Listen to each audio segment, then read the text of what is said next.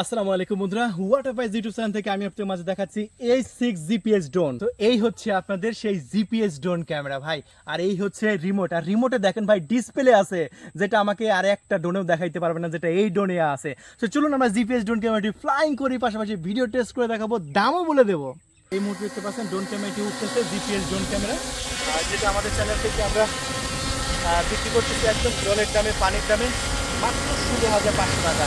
হ্যাঁ ভাই, 16,500 টাকায় এ যাবৎকালের সবচাইতে সেরা ড্রোন।